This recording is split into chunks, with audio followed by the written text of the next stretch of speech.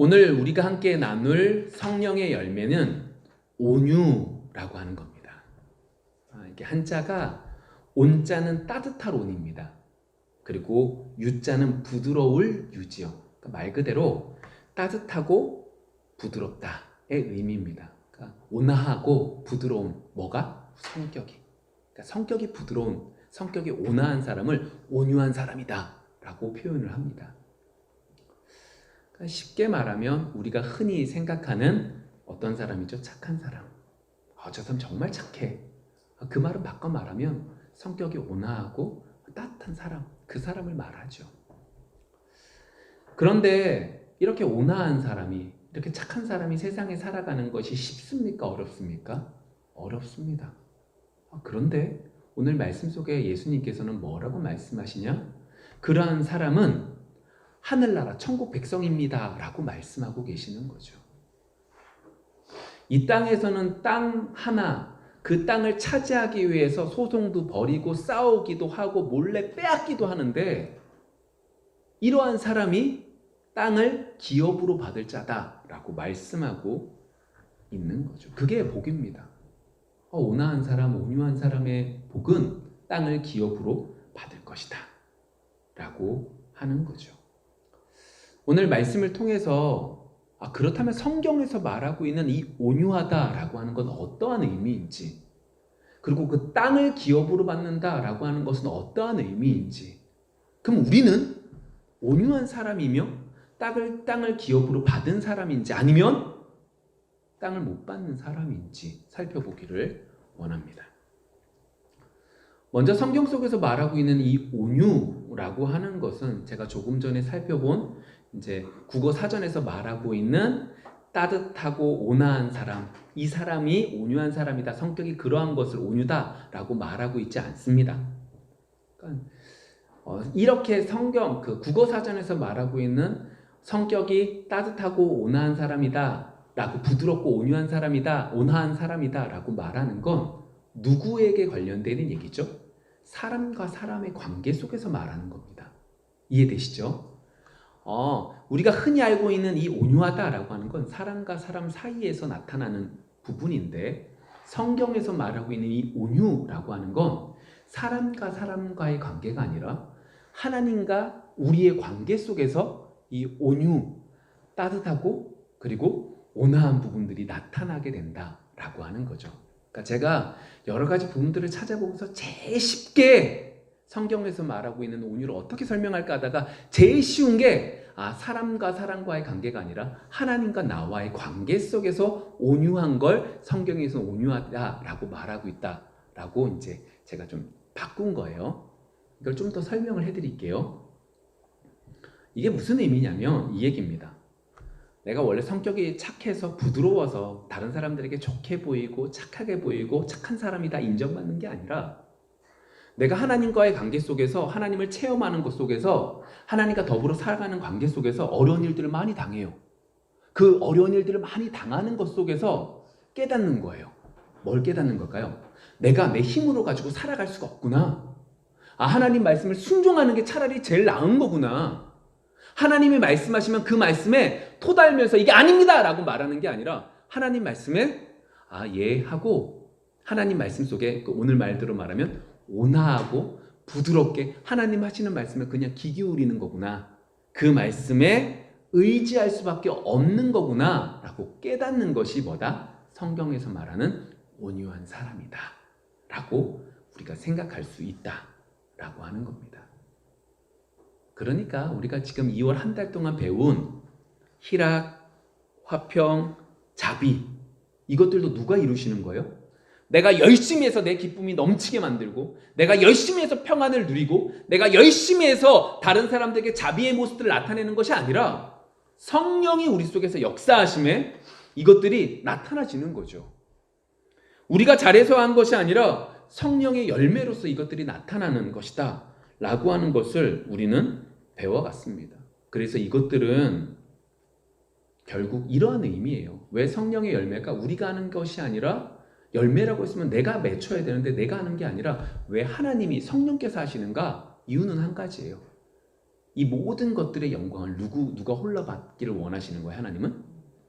하나님께서 혼자 그 모든 영광을 받기를 원하셔서 내 공로가 내 열심이 나타나기를 원치 않으시기 때문에 이렇게 역사하시는 겁니다. 이런 얘기 정말 많이 듣습니다. 하나님은 홀로 영광 받기를 좋아하십니다. 하나님은 홀로 영광 받으시기 위해서 오셨습니다. 근데 이 말은 너무나 중요한 부분입니다. 제가 얼마 전에 글을 하나 봤는데 그 내용이 이렇습니다. 우리 장로교, 개혁주의 이런 교회들은 뭘 중요시 여기냐면 성화, 하나님 앞에서 거룩하게 살아가는 우리의 모습들, 그 속에서 살아가는 여러 가지들에 대한 부분들을 칭의, 이러한 부분들을 강조한다는 거죠.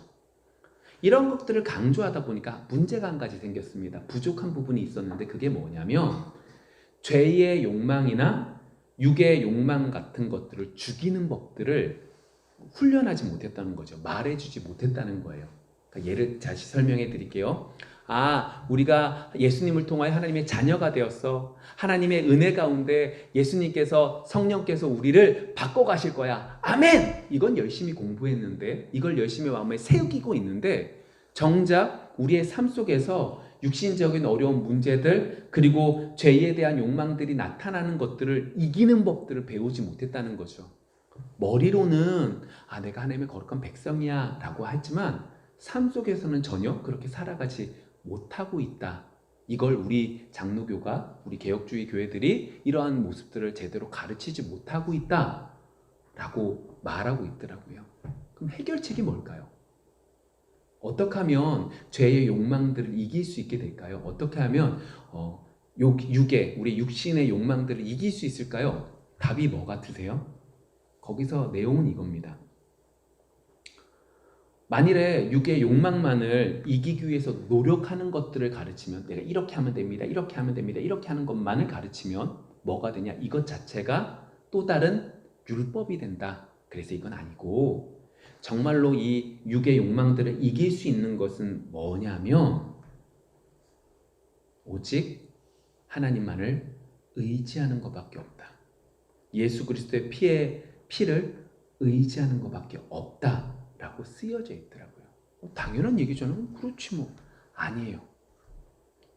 여러분, 제가 왜 이 이야기를 하냐면, 제가 조금 전에 뭐라고 그랬냐면 주님은 홀로 영광 받기를 원하십니다. 그래서 성령의 열매도 하나님 성령께서 맺으시는 것이 우리가 하는 것이 아닙니다 라고 말하는 건 너무나 많이 들은 얘기입니다. 그러나 이것이 유일한 방법이고 이것이 유일한 해결책이라는 걸 우리의 마음에 새기기를 원한다는 거죠. 육의 욕망을 어떻게 이길 수 있을까? 우리의 생각은 어떻게 하면 이길 수 있지, 어떻게 하면 되지, 아니라 육의 욕망을 이길 수 있는 건 성경의 가르침은 오직 하나님만을 의지하고 예수 그리스도의 보혈패를 의지하는 것밖에 없다. 이것만이 육신의 욕망을 이길 수 있다 라고 말하고 있다는 거예요. 여러분, 마음에 새깁시다. 우리가 이길 수 있는 건 주님을 의지할 수밖에 없습니다. 우리는 우리의 열심으로 하면 우리의 죄악의 모습만 더 드러날 수밖에 없습니다. 그것이 성경의 가르침이고 그것이 우리가 지난 한 달 동안 성령의 열매를 통하여, 그리고 오늘 나눌 팔복의 모습을 통하여 우리가 살펴볼 수 있게 되는 거죠. 자, 그럼 우리 다시 이제 돌아가 볼게요. 이렇게 성령의 열매라고 하는 것은 성령께서 맺으신다라고 하는 건 갈라디아서만 다루고 있는 게 아닙니다. 하나님이 하십니다라고 하는 것은 여기서만 말하는 게 아니라 오늘 우리가 보는 이 팔복이거든요. 마태복음 5장에 나타나는 산에 오르셔서 말씀을 전하셨다라고 해서 산상수훈이라고도 말씀하시고, 이것을 8가지 복에 대한 이야기 가운데 오늘 성경 구절이 나와서 이것을 8가지 복, 팔복이라고 말하는데, 이건 역시도 똑같습니다. 성령의 열매도 성령께서 맺으신다라고 말한 것처럼 이 팔복도 우리가 그냥 팔복이라고 말하면 복이구나, 이거 잘하면 이 땅에서 복을 받는구나 라고 생각되어지지만 그것이 아니라, 이 팔복도 내가 무엇인가를 해서 얻을 수 있는 것이 아니라 오직 예수님 앞에 나아갈 때만이 주어지는 것입니다. 예수님과 연결되어져야지만 주어지는 것입니다 라고 말씀하고 있다 라고 하는 거죠. 그래서 8가지 복 가운데 첫 번째 말하고 있는 것이 심령이 가난한 자는 복이 있다는 겁니다. 여러분, 누가 심령이 가난해질 수 있을까요? 여러분, 심령이 가난하십니까? 여러분, 마음이 괴롭습니까? 괴롭죠. 뭐 때문에 괴롭죠? 돈이 없어서 괴롭죠. 내가 원하는 게 이루어지지 못했기 때문에 괴롭죠. 근데 이걸 성경에서 말하는 심령에 가난하다라고 말하고 있는 것이 아닙니다. 심령이 가난하다라고 하는 건 그래서 주어지는 것이 아니라 예수 그리스도의 보혈의 피가 보여야만, 그것을 바라봐야지만, 그 모습 속에 서야지만 내 심령이 가난함을 느낄 수 있게 된다라고 하는 거죠. 두 번째, 애통한다는 것이 있습니다. 애통하는 자는 복이 있다라고 말하죠. 이 애통도 하나님의 말씀 속에서 내 자신을 바라볼 때 내가 너무나 더러운 거예요. 내가 너무 추한 거죠. 그래서 마음이 너무너무 괴로운 거예요. 근데 그때 예수님의 십자가의 그 은혜가 우리 때문에 돌아가셨다는 것을 깨닫고 너무너무 하나님 앞에 감사하고 너무너무 죄송해서 우는 거예요. 그것이 애통하는 자입니다. 그러한 자에게 성령이 위로해 주시죠. 은혜를 내려주신다라고 하는 말씀입니다. 그리고 오늘 세 번째로 말하고 있는 이 온유한 자라고 하는 자도 마찬가지입니다. 분명히 오늘 성경 구절 속에서 온유한 자는 복이 있다, 땅을 기업으로 받을 수 있다라고 말했으니까 땅을 기업으로 받기 위해선 마음이 온유한 사람이 돼야 돼. 온화하고 그리고 부드러운 사람이 되어서 모든 사람들한테 잘 해줘야지. 참을인자 10번씩 써가면서 참아가야지. 이게 아니라는 거죠. 예수님께서 지금 온유한 자는 복이 있다라고 말하고 있는 이것은 우리가 우리의 모습을 먼저 아는 것에서부터 시작을 합니다. 무슨 말이냐? 우리는 하나님을 만나기 전에 우리가 모든 걸 할 수 있다고 생각합니다. 여러분, 그렇지 않습니까? 오죽하면 광고에서도 할 수 있어! 라고 말을 하잖아요. 할 수 있어, 할 수 있어, 할 수 있어. 그럼 마음이 강한 힘이 나서 할 수 있다고 말을 합니다. 그것이 사람들의 생각이고 당연히 그렇게 생각하며 살아가는 것이 인간 사회이죠. 그런데 하나님께서 하나님이 선택한 사람들에게 그 사람들 자신의 마음을 가지고 막 살아가지 않고 하나님께서 때때로 기회를 주십니다. 그리고 그 사람들을 내버려 두지 않고 붙잡아 주시고 만나 주실 때가 있습니다. 그게 무슨 말이냐? 내가 내 열심으로 모든 것들을 다 할 수 있을 거라고 생각했어요. 내가 계획을 짰고 이 계획대로 모든 것들이 진행될 거라고 생각을 하죠. 근데 어느 날 갑자기 이 것들이 이루어지지 않는 거예요. 이 정도 되면 이렇게 되겠지? 전혀 안 되는 거예요. 내가 이렇게 하고 이렇게 하면 될 거야? 안 되는 거예요. 내가 생각하지 못하는 어려운 일들을 하나님께서는 만나게 하시죠. 그리고 그 만나는 일들을 통하여 하나님께서는 우리를 어떻게 만드시냐? 내가 할 수 있는 게 아니구나. 내가 왕이고 내가 주인이 아니라 하나님이 나의 주인이시고 하나님을 의지하고 살아가는 것이 가장 큰 행복이구나. 그렇게 살아가는 것이 가장 축복이구나 라는 걸 깨닫게 하시죠. 그리고 그러한 사람을 오늘 성경에서 뭐라고 말한다? 온유한 사람이다 라고 말하는 거예요. 그걸 좀 더 쉽게 뭐라고 제가 설명했죠? 사람과 사람 사이에서 온화하고 따뜻한 것이 아니라 하나님과 나 사이 속에서 하나님이 하시는 말씀을 그대로 어떻게 해요?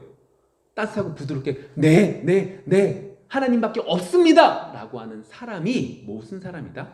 온유한 사람이다 라고 말하고 있는 겁니다. 우리의 생각과 전혀 다른 거죠. 이러한 모습을 우리는 모세를 통해서 조금 더 자세하게 좀 살펴볼게요. 여러분 이제 머릿속에 두셨어요? 온화한 사람은 세상에서 말하는 것과 달라. 하나님이 말씀하신 대로 그대로 의지하고 살아가는 것이 온유한 사람이야. 하나님의 뜻대로, 하나님의 의지대로, 하나님을 의지하며 살아가는 사람이야. 그래, 이거지. 좀만 더 나가볼게요. 모세의 이야기를 한번 볼게요. 민수기서 12장 1절부터 3절의 말씀인데, 모세가 굿수 여자를 취하였더니 그 굿수 여자를 취하였으므로 미리암과 아론이 모세를 비방하니라. 그들이 이르되 여호와께서 모세와만 말씀하셨느냐 우리와도 말씀하지 아니하셨느냐 하매 여호와께서 이 말을 들으셨더라. 이 사람 모세는 온유함이 지면의 모든 사람보다 승하더라. 오늘 성경 속에서 하나님께서 모세에 대해서 뭐라고 평가하냐? 이 사람은 이 땅에 있는 모든 사람들보다 가장 온유한 사람이다 라고 말을 합니다. 여러분 성경을 보시면 모세 되게 다혈질입니다. 모세 좀 성격이 있습니다. 당연히 그럴 수밖에 없지 않겠어요? 40년 동안 어떻게 살았어요? 왕자로 살았어요. 40년 동안 광야 생활 동안 정말로 무너졌어요. 정말로 무너졌거든요. 그런데 다시금 리더의 역할들을 하면서 얼마나 속이 썩었겠어요. 한두 사람을 함께 살아가는 것도, 함께 이야기를 나누면서 살아가는 것도 쉽지 않은데 정말로 많은 사람들이 다들 자기가 잘났다고 막 소리 지르는데 그 사람들과 함께 사는데 얼마나 쉽겠어요. 얼마나 어렵겠어요. 그래서 때때로 자신의 모습들이 드러나기도 합니다. 근데 그런 사람에게 있어서 오늘 성경에서 뭐라고 말한다고요?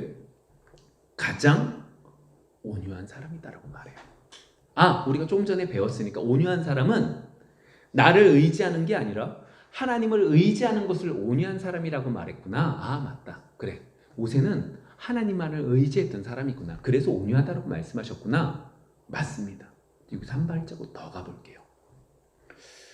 왜 이 사건, 오늘 민수기 12장 이 사건이 나타났냐면 모세에게 아내가 있었는데 이 아내가 죽습니다. 그랬더니 이 아내가 없으므로 굿수 여자를 모세가 아내로 맞이하죠. 굿수 여자라고 말하는 것은 그 시대의 이제 흑인들을 의미합니다. 이 모습을 본 모세의 형 아론과 누나인 미리암이 말하는 거죠. 왜 그렇게 흑인과 결혼을 하냐라고 하는 거예요. 여러분 그냥 일상적으로 생각해 보면 왜 이 문제가 되죠? 모세가 지금 리더이긴 하지만 그 공동체, 이스라엘 공동체 가운데 좀 힘 있는 그 사람의 자제와 그 사람의 여인과 결혼을 하면 더 강성한 힘을 가질 수 있잖아요. 권력을 가질 수 있잖아요. 조금 더. 근데 그러한 사람과 결혼한 것이 아니라 안 그래도 우리는 하나님의 백성이야 라고 생각하는 그 사람들 가운데 흑인, 그들이 생각하기엔 좀 벗어나는 사람과 결혼을 하니까 불평이 되고 그것 때문에 비방하기 시작했다. 근데 그 모습을 하나님은 그냥 두지 않으십니다. 그리고 그 모습 속에서 하나님께서는 그들에게 나오라고 하셔서 그들에게 말씀하시죠. 어떤 선지자보다 가장 나에게 하나님의 집에 충성한 사람이다. 그는 나와 대면한 사람이다. 하나님의 형상을 보았던 사람이다. 그에게는 은밀하게 말하지 않고 직접적으로 명백하게 말하는 존재다. 그런데 니들이 감히 모세한테 이렇게 하냐라고 책망하시고 그의 누이 미리암에게 나병을 들게 하시고 아론이 그 모습을 보고 용서를 구하매 그리고 모세가 기도하매 7일 있다가 그 나병이 고쳐지게 되는 장면이죠. 여러분 어디 모세가 온유한 모습이 드러나죠? 하나님의 모습을 하나님을 의지한 모습이 어디 드러납니까? 모세가 한 건 굿수 여인과 재혼한 거예요. 근데 여러분 여기서 중요하게 볼 것이 있습니다. 하나님만을 의지했다. 이걸 한 가지 더 가면 모세는요 하나님의 뜻이 어디 있는지 알고 그 뜻대로 행했던 사람이다 라고 하는 것을 내포하고 있습니다. 무슨 말이냐? 이전에 이스라엘 백성들이 하나님 앞에 범죄했을 때 모세는 어떻게 해요? 그가 엎드립니다. 하나님께서 이렇게 말씀하셨거든요. 이 모든 사람들을 치고 내가 새로운 민족을 너한테 줄게. 모세가 뭐라고 그래요? 아니에요. 만일에 그럴 거면 저도 빼주세요. 이 사람들을 구원해 주세요. 이스라엘 백성들이 원망합니다. 하나님 앞에 납작 엎드립니다. 더 나아가서 오늘 이 사건도 모세가 몰라서 그랬을까요? 모세는 왕자라니까요. 똑똑하다니까요. 나는 아무것도 아닙니다라고 말하지만 그는 똑똑한 사람이에요. 똑똑한 사람이기에 모세 오경을 이걸 기록할 만큼의 지식도 그에게 있었어요. 그가 모르지 않았어요. 그런데 하나님의 뜻이 구스 여인을 통하여 그들이 생각할 때 저 사람들은 아닌데 라고 말하는 그 사람을 취함으로 뭐요? 하나님 나라가 이러한 나라인 것을 알려주기를 하나님이 원하셨고 그 모습에 모세는 뭐 한 거예요? 순종한 거예요.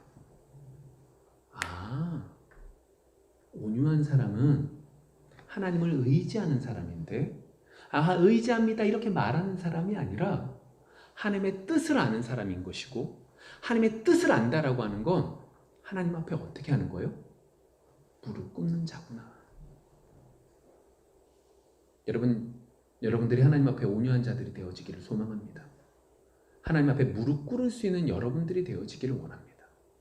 내 상황이 이렇기 때문에 기도 안 하고 무릎 꿇지 않는 게 아니라 내 상황이 그러하지만 말씀에 그러하니 무릎 꿇을 수 있는 여러분들이 되어지기를 원합니다. 이러한 사람을 성경에서 뭐라고요? 온유한 사람이다라고 말하고 있는 거죠. 내가 하나님을 믿고 여러 가지 하나님을 체험하는 삶 속에서 하나씩 벗겨지게 됩니다. 뭐가요? 나는 최고야. 이게 벗겨집니다. 나는 최고가 돼야 돼. 벗겨집니다. 왜요? 깨닫거든요. 내가 계획하고 내가 준비하던 그 모든 것들이 안 돼요. 다른 말로 해볼게요. 내가 처음 예수를 믿었을 때 기도만 하면 다 이루어지는 거예요. 아멘! 하나님 믿습니다. 아멘! 어느 순간부터 내가 열심히 기도했는데 내가 기도하는 그 기도의 내용과 저로 다른 부분들 속에서 이루어지는 거예요.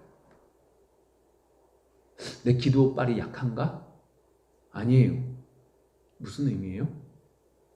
하나님이 우리 속에 그 의미 속에 우리의 욕심도 있지만 내 욕심이 아닌 거라고 생각함에도 불구하고 내가 원하는 대로 되지 않을 땐 하나님은 그 모습을 통하여 우리에게 뭐라고 말씀하시는 거예요? 온유한 자가 되라고 말씀하시는 거죠. 네 생각대로 안 되는 것이 맞아.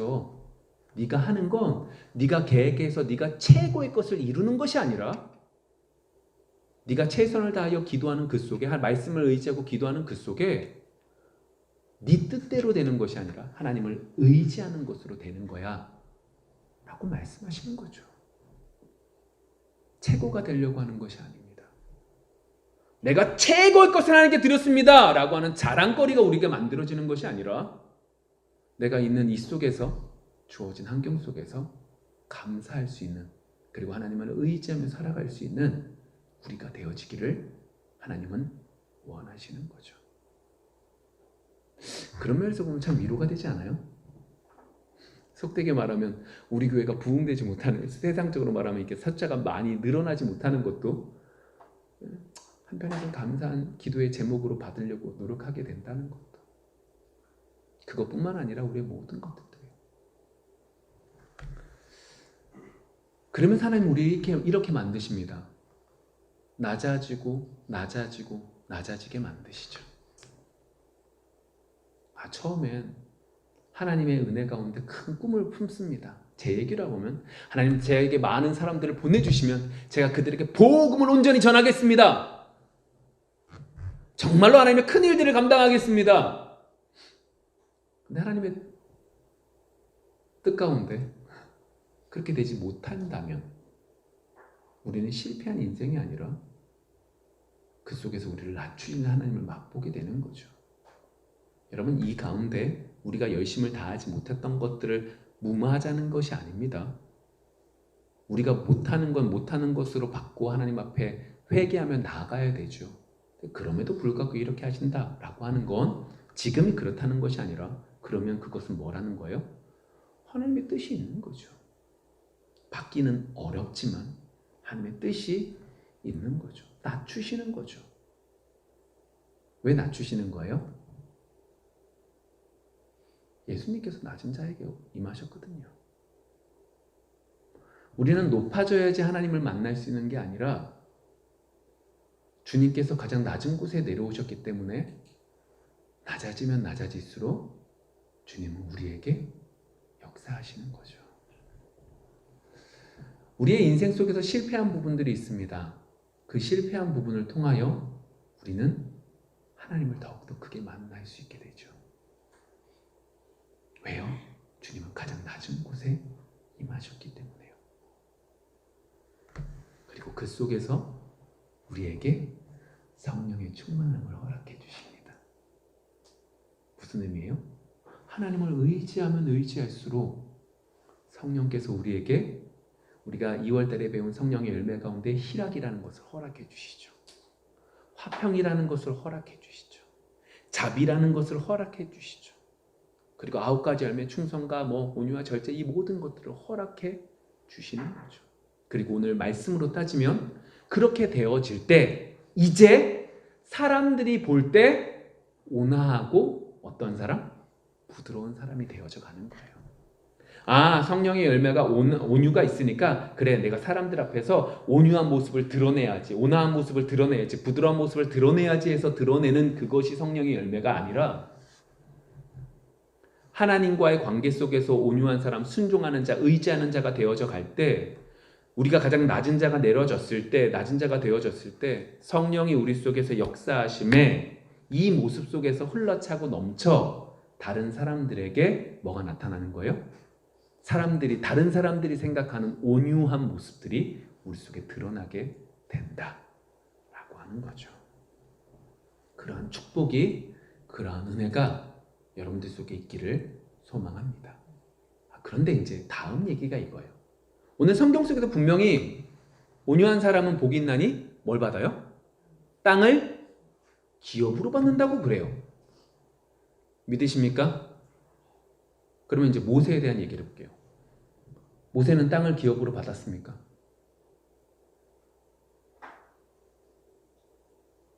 여러분 좀 전에 믿으신다고 했잖아요.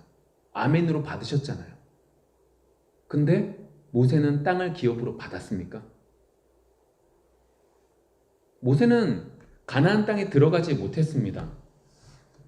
모세가 가나안 땅에 들어가고 싶지 않아 했습니까? 들어가고 싶어 했습니다. 엄청나게 들어가고 싶어 하셨습니다. 심지어 하나님 앞에 계속 기도했습니다. 하나님이 안 된다고 말씀하셨으니까 못 들어가, 그냥 받은 거지. 너무너무 들어가고 싶어 했습니다. 왜 그가 못 들어갔다라고 성경에서 기록하고 있냐면 민수기서 20장에 보시면 백성들이 물이 없어서 원망합니다. 그리고 그 모습 속에서 모세가 반석을 침해 물이 나오게 되는 사건이 등장하게 되죠. 근데 하나님께서는 분명히 뭐라고 말씀하셨냐면 명하라고 말씀하셨습니다.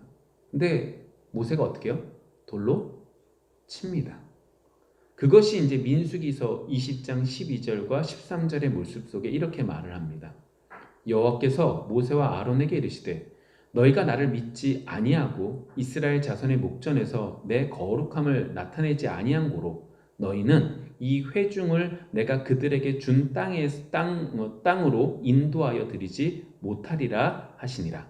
이스라엘 자손이 여호와와 다투었으므로 이를 무리라 하니라. 여호와께서 그들 중에서 그 거룩함을 나타내셨더라. 우리가 생각하던 별거 아닙니다. 왜 별거 아니죠? 아니 말하라고 한 것과 성질나서 친 거랑 그냥 순종한 것처럼 보여집니다. 근데 하나님은 이것을 뭐라고 여겨요? 거룩함을 나타내지 않았다고 표현하십니다.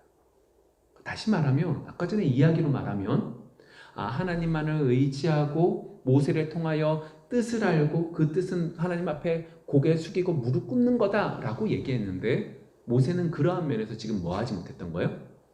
하나님의 뜻을 온전히 이루지 못했다라고 하는 거죠. 이게 이제 예수님을 반석이라고 표현하거든요. 그래서 생수가 흘러차고 넘친다의 모습 속에서 예수님을 반석이라고 말을 하는데 이 성경 본문상에서 여호와 하나님께서 이 반석에게 명하라고 말씀하신 의미는 명함으로 예수님께서 단번에 생수를 흘러내게 해주신다의 의미 속에서 이것을 드러내기를 원하셨는데 모세가 어떻게 한 거예요? 하나님의 뜻을 저버린 거예요. 그래서 돌로 친 거죠. 그래서 그것이 문제가 된 거예요. 순종하지 않았던 거예요. 의지하지 않았던 거예요. 그래서 결국 이 모세가 들어가지 못했다. 그 이유 때문에 들어가지 못했다라고 말하고 있죠. 그럼 여러분 여쭤볼게요. 분명히 땅 속에서 지면에서 가장 온유한 사람이 모세라고 말했는데 모세는 그럼 땅을 받았습니까? 못 받았습니까? 못 받았잖아요, 지금 상황에서. 근데 이런 받았습니까? 못 받았습니까? 받았습니다. 이 부분을 우리는 신약을 보셔야 돼요. 마태복음 11장 28절과 28절에 30절의 내용인데 이렇게 말합니다. 수고하고 무거운 짐진 자들아 다 내게로 오라. 내가 너희를 쉬게 하리라. 나는 마음이 온유하고 겸손하니 나의 멍에를 메고 내게 배우라. 그리하면 너희 마음이 쉼을 얻으리니 이는 내 멍에는 쉽고 내 짐은 가벼움이라 하시니라. 여기서 수고하고 무거운 짐진 자들아 나오라 내게로 오라라고 말하는데 이거에서 수고하고 무거운 짐진 자 이렇게 무거운 짐이라고 말하는 건 이 성경 본문상에서는 그러니까 율법에 매여서 끙끙거리면서 살아가는 사람을 의미합니다. 우리 얘기로 해보면 신앙생활을 해요. 근데 종교생활을 하는 거죠. 그래서 교회에서 하라는 것 의미를 몰라요. 원뜻은 모르고 그냥 하라는 대로 그냥 순종하면서 거기에 매여서 아무것도 못하는 사람, 그러한 사람을 의미합니다. 그 사람들에게 뭐라고요? 오라고 말합니다. 그러면서 이렇게 말씀하시는 거예요. 나는 뭐한 사람이다? 예수님 당신은 어떠한 존재다? 마음이 온유하고 겸손하다라고 말을 합니다. 모세가 온유한 자다라고 말했던 이유는 어디에 있었어요? 하나님의 뜻을 알았어요? 몰랐어요? 알았어요. 하나님을 의지하고 하나님의 뜻을 알아서 하나님 앞에 무릎 꿇고 기도하고 나갔던 사람이죠. 근데 그 모세가 성공했어요? 실패했어요? 실패했어요. 순종하지 못했죠. 근데 예수님이 지금 뭐라고 그랬어요? 나는 마음이 온유하고 겸손하대요. 그럼 볼까요? 예수님은 이 땅에서 하나님 말씀이 하나님의 뜻을 제대로 아셨나요? 모르셨나요? 아셨어요. 하나님께서 성부 하나님께서 예수님에게 원하셨던 건 어떤 걸 원하셨죠? 우리가 수요일날 배우는 기독교 강의를 통하면 구원협약이라고 해서 예수님은 이 땅에서 육신의 몸을 입고 이 땅에 오셔야만 됐다. 그것이 삼위일체 하나님께서 정하신 것이다 라고 말했잖아요. 그것을 통하여 이 땅에 오셔서 뭐 하시는 거예요? 죽으시는 거예요. 그것이 예수님의 일이었고 예수님이 하나님의 뜻이었어요. 그럼 예수님은 그걸 이루시나요? 못 이루시나요? 이루셨어요. 예수님이 그것을 이루심으로 거기서 죽음에서 끝나지 않죠. 하나님께서 그를 살리시고 우편에 앉으시고 그 분을 통하여 어떻게 해요? 하나님의 나라를 만들어주시고 이루셨어요. 결국 모세는 우리의 육신의 눈으로 볼 땐 가나안 땅에 못 들어가서 실패한 것 같지만 모세 역시도 예수님을 통하여 하나님의 나라가 허락되어진 백성이 되었죠. 여러분 우리 잘못 보지 마셔야 돼요. 팔복이라는 것도 성령의 열매도 내가 하는 게 아닌데 눈에 보이는 것을 하나님이 말씀하시는 것이 아닌데 이거는 눈에 보는 것으로 보지 않으면서 땅을 기업으로 받았다라고 말하는 것은 눈에 보이는 것으로 따지면 문제가 생기는 거예요. 영적인 것은 영적인 것으로 결론이 나죠. 결국 하나님의 나라가 모세에게도 주어지게 되어진 거죠. 결국 모세도 하나님 나라에 들어가는 축복이 그에게 주어져서 내가 가나안 땅에 들어가지 못하지만 감사함으로 하나님께 나아가 설 수 있게 된 겁니다. 말씀을 좀 정리할게요. 성령의 열매인 온유라고 하는 건 뭐라고요? 하나님과 나 사이 속에서 하나님이 말씀하심에 어떻게 해요? 그 말씀에 순종하고 의지하는 걸 말하는 겁니다. 사람과 사람 속에서 온화하고 부드럽게 말하는 것이 아니라 하나님이 무슨 말씀을 하시든 그 말씀에 의지하고 그 말씀에 순종하는 것이 온유한 사람이다. 성경에서 말하는 온유다라고 하는 겁니다. 하나님만을 의지하는 것이 온유다. 그리고 그것을 통하여 조금 더 나가면 모세를 통하여 뭘 배운 거예요? 하나님의 뜻을 헤아리는 것이고 결국 무릎을 꿇는 것이 정말로 하나님이 우리에게 원하시는 온유의 모습이구나 라는 걸 배울 수 있었습니다. 이것은 결국 어떻게 해요? 예수 그리스도를 통하여 그리고 말씀하신 것처럼 하나님의 나라, 땅을 기업으로 받는 건 역시도 누구를 통하여? 예수님을 통하여 하나님만을 의지하고 나갈 때 하나님의 나라가 하나님 나라의 백성이 되는 것까지 오늘 말씀 속에서 배우게 된 거죠. 이번 한 주 온유한 사람이 되어지기를 소망합니다. 내가 오늘 말씀 들었으니까 다른 사람들한테 착하게 해야지. 내가 참을인자 10번 써야지. 내가 요즘에 보니까 너무 성질을 많이 내더라. 그래, 내가 잘해야지. 이게 아니라 하나님의 말씀하시는 그 말씀에 순종하기를 마음에 결단하며 돌아가자고요. 그렇게 되어질 때 궁극적으로 어떻게 해요? 성령이 역사하시고 그 성령이 역사하심에 우리가 흔히 말하는 다른 사람들에게 온유한 모습까지 뭐하게 된다? 나타나게 됩니다. 라고 하는 걸 오늘 우리는 마음에 새기고 이번 한 주 온유한 사람이 되어지기를 소망합니다. 기도하겠습니다.